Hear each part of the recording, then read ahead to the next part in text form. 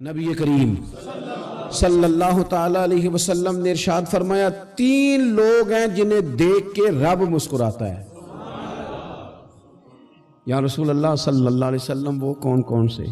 تو محبوب فرمانے لگے ایک وہ بندہ ساری مخلوق سوئی ہے، آدھی رات ہے، رات کا پچھلا پہر ہے، اس نے اٹھ کے وضو کر لیا، مصلی پہ کھڑا ہو گیا خدا کی یاد میں، فرمایا اسے دیکھ کے رب مسکراتا ہے جو اس کی شان کے لائق ہے۔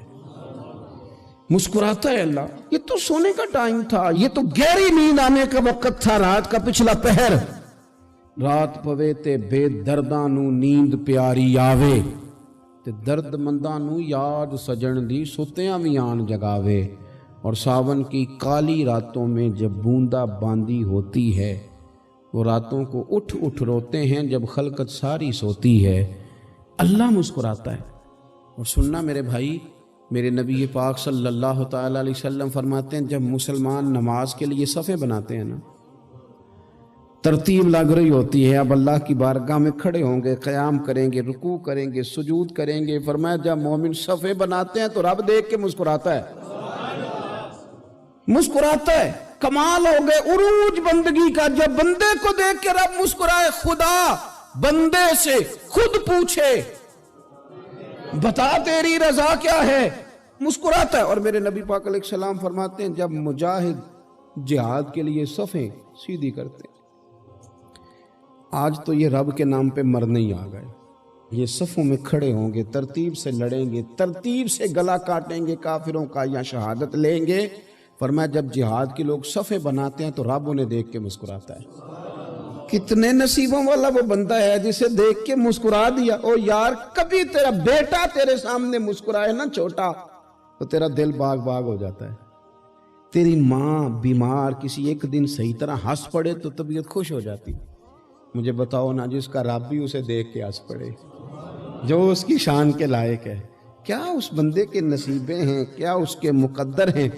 آپ اس مقام پر اپنے آپ کو لائیں۔ اب دیکھیں نا، یہ حدیث ہم نے سن لی، اب ہم نے نا اس طرح صفحے نہیں بنانے جس طرح ساری دنیا، اب ذرا صفحے بھی شوق سے بنائیں گے، اب ذرا تھوڑا سا شوق پیدا کریں گے، بھئی یہ تو میں وہ کام کرنے لگا ہوں جسے دیکھ کے رب مسکراتا ہے۔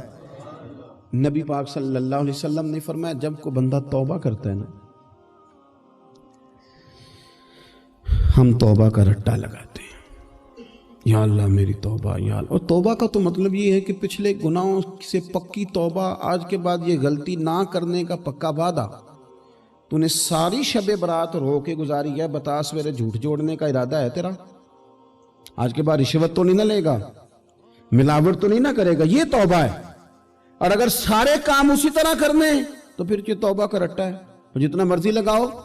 حضرت علی بن ربیعہ رضی اللہ تعالیٰ عنہ فرماتے ہیں میں مولا علی کے ساتھ تھا، مقام حرہ کی طرف جا رہے تھے، حضرت علی نے ہاتھ اٹھا کے دعا مانگی ہماری تعلیم کے لیے، ورنہ حضرت علی ہم صحابہ کو محفوظ عن الخطا تو مانتے ہیں نا۔ ہاتھ اٹھا کے کہا اے اللہ ہمارے گناہ بخش دے، تیرے علاوہ کوئی معاف کرنے والا نہیں۔ اور پھر حضرت علی آسمان کی طرف دیکھا اور دیکھ کے نا حضرت علی بن ربیعہ کو تو مسکرائے۔ حضرت علی بن ربیعہ کہنے لگے حضور مسکرائے کیوں ہو؟ فرمانے لگے ایک دن میں حضور کے ساتھ اسی طرح آیا تھا، اسی طرح حضور نے دعا فرمائی تھی ہماری تعلیم کے لیے، اور پھر حضور مجھے دیکھ کے مسکرائے تھے اور فرمایا جب کوئی بندہ رب کی بارگاہ میں اس طرح استغفار کرتا ہے تو رب مسکراتا ہے، اور مسکرا کے فرماتا دیکھ لو میرے بندوں کو پتا ہے کہ میرے علاوہ معاف کرنے والا کوئی نہیں، انہیں پتا ہے، تم اس کی بارگاہ میں رجوع تو لاؤ، آؤ تو صحیح دو آنسو لے کر۔ اقبال کہتے ہیں کہ موتی سمجھ کے شان کریمی نے چن لیا، قطرے دو گرے میرے ار کے انفال کے، دو میں نے آنسو بہائے تھے تو اس کے کرم نے تو موتی سمجھ کے چن لیا۔ سنو نا حضور اس استغفار کو، اللہ کو یار رات کو توبہ کر کے سونا چاہیے ہمیں۔ کچھ غلطیاں ہم کرنا نہیں چاہتے پر ہم سے ہو جاتی ہیں، کچھ دل ہم توڑنا نہیں چاہتے پر وہ ٹوٹ جاتے ہیں، ہماری مجبوری ہوتی ہے ٹوٹ جاتے ہیں۔ رات کو اس کی بارگاہ میں ہاتھ باندھ کے کشکول طلب دراز کر کے خوب استغفار پڑھنا چاہیے کہ مالک بندے ہیں نا کیا کریں، نفس کا ساتھ ہے، دنیا کا ساتھ ہے، خواہشات نفسانیہ، مالک معاف کر دے، درد سے توبہ، رسم نہ ہو، کہانی نہ ہو، लफ्ज ना हो, जुमले ना हो, और जनाब ऐसे लोगों के बीच बड़े हाथ बांध के और बड़ा कोई जरूरत नहीं। आप अकेले अपनी चारपाई पे बिस्तर के अंदर मुंह दे के भी दर्द से कहेंगे ना माफ कर दे, तो वो तो मेहरबानी बड़ा है। मेरे नबी पाक सल्लल्लाहु अलैहि वसल्लम मिसाल देते हैं, फरमाया एक आदमी सहरा में जा रहा, सहाबा से हुजूर खिताब कर रहे हैं, फरमाया एक आदमी सहरा में जा रहा था, उसने अपनी ऊँटनी पे खाना पानी पैसे हर चीज़ रखी हुई थी।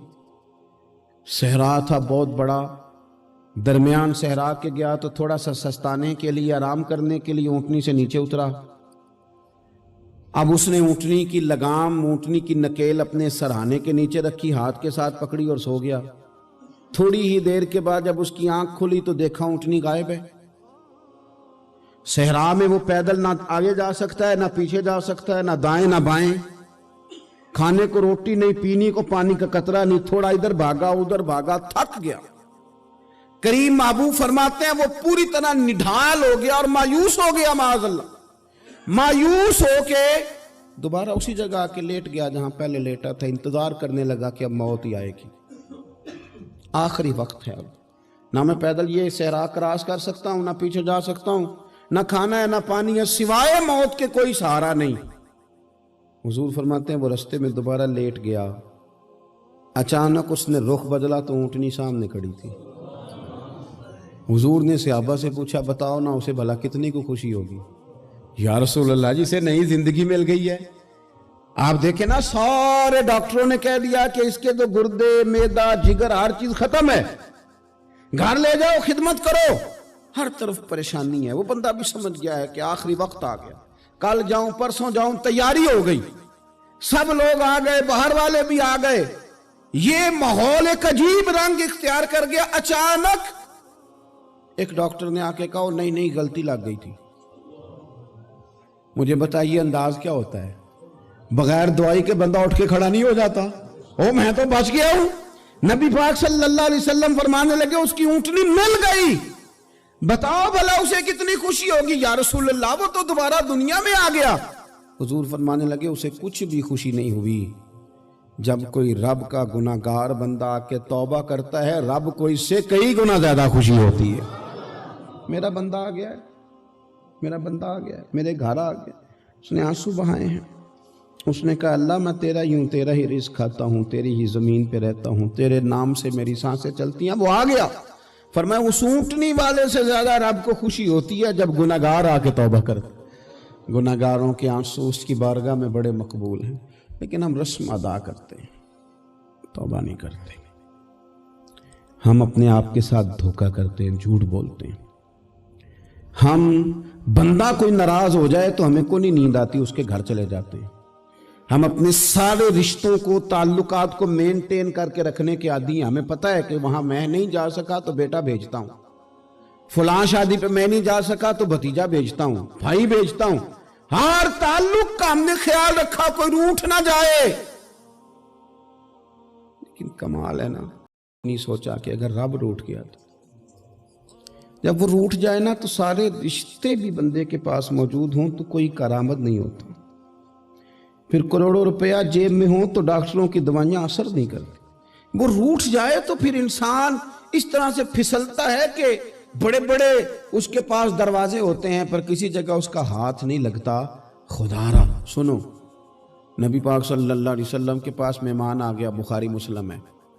हुजूर ने अज़वाज मुतहरात के घरों में पैगाम भेजा, कुछ चीज़ है ज़ियाफ़त के लिए। या रसूलल्लाह कुछ भी नहीं, ये दो जहां के शाह हैं और पास कुछ रखते नहीं, दो जहां की नेमतें हैं इनके खाली हाथ में।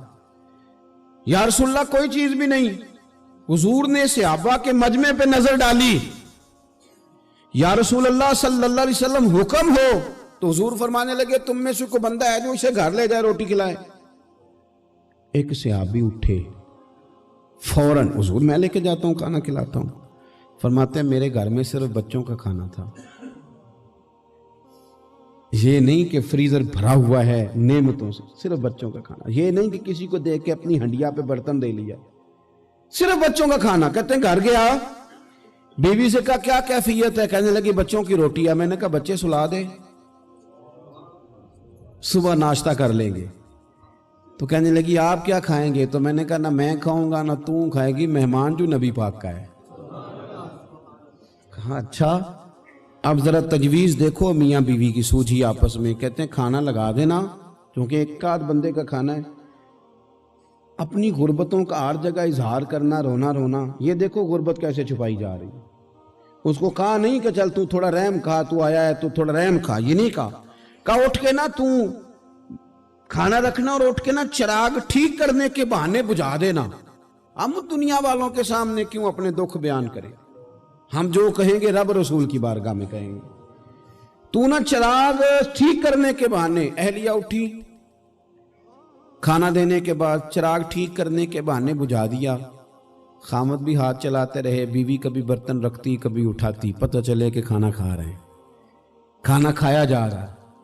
کہتے ہیں مہمان پیٹ بھر کے کھانا کھا گیا۔ یہ کام ہوا رات کے اندھیرے میں، اس وقت ہوا جب چراغ بھی بند تھا، اس وقت ہوا جب کوئی دیکھنے والا نہیں تھا، کسی پڑوسی کو بھی خبر نہیں تھی۔ فرماتے ہیں صبح کے اجالے میں اس مہمان کو لے کے مسجد نبوی میں نے قدم رکھا تو نبی کریم نے فرمایا رات جو تم نے کام کیا ہے نا، اسے دیکھ کے میرا رب بڑا مسکرایا ہے، اللہ بڑا مسکرایا ہے۔ اللہ تر دامنی پہ شیخ ہماری نہ جائیے، ہم دامن نہ چھوڑ دیں تو فرشتے وضو کریں۔ یہ شان ہے صحابہ کی۔ نبی کریم علیہ السلام نے فرمایا رب رات مسکرایا تیرا یہ انداز دیکھ کے، اور اس نے قرآن نازل کیا وَيُؤْثِرُونَ عَلَىٰ أَنفُسِهِمْ وَلَوْ كَانَ بِهِمْ خَصَاصَةٌ۔ کچھ لوگ وہ ہیں جنہیں بڑی بھی ضرورت ہو تو دوسروں پر اثار کر دیتے ہیں۔